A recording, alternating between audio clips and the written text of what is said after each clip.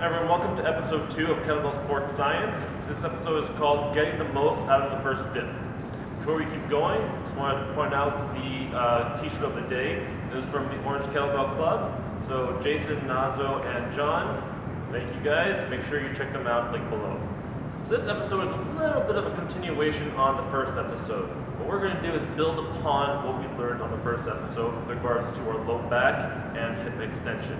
So brief recap is that when we're in the rack position, we want to maximize the amount of hip extension and minimize the amount of lumbar extension so that we put ourselves in a good and safe position.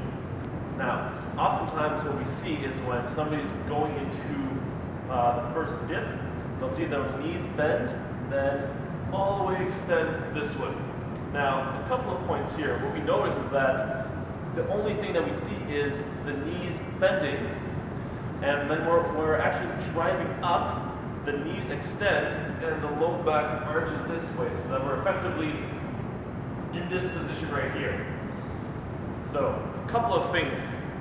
One, there's excessive lumbar extension here, and for reasons that we talked about in the previous episode, your back doesn't like to be put into this forceful hyperextension over and over and over and over again. It's going to result in some low back pain for sure. Number two, you're wasting energy.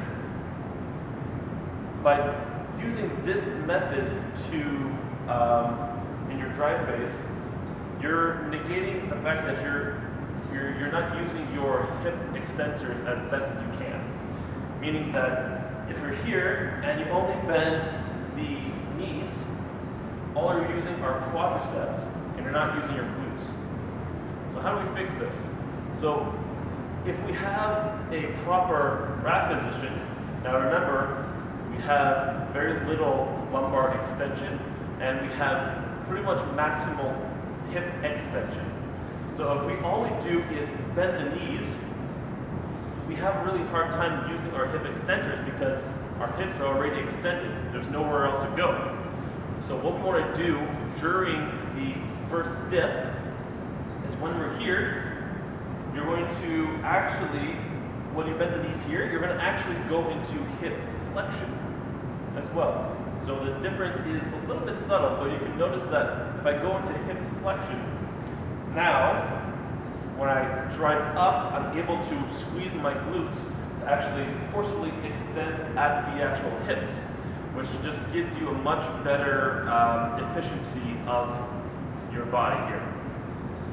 By also going into this position, what we're doing is actually you're getting a little bit more of relative lumbar flexion, because if we're already starting out with a little bit of extension, if we go here, now I've gone into a little bit of flexion, but basically I've just got into neutral right now. It just seems a little odd right now to see that, but that's what's happening here.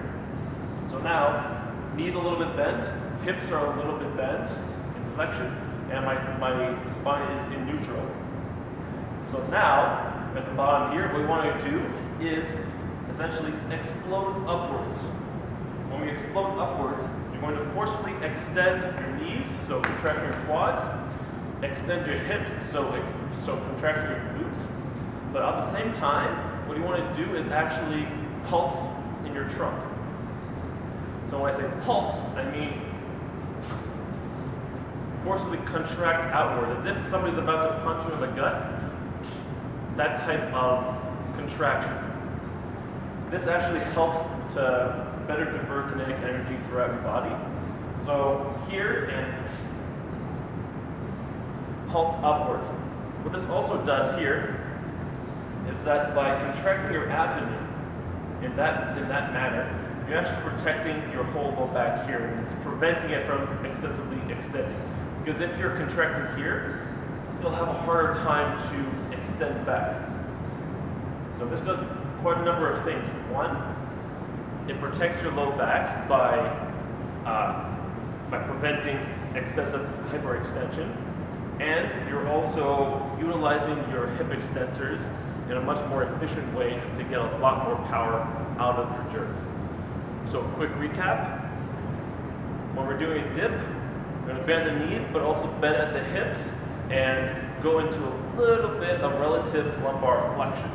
And number 2, when you're coming up in that drive phase, pulse at the abdomen and really extend, forcibly extend at the hips with your glutes and at the knees with your quadriceps.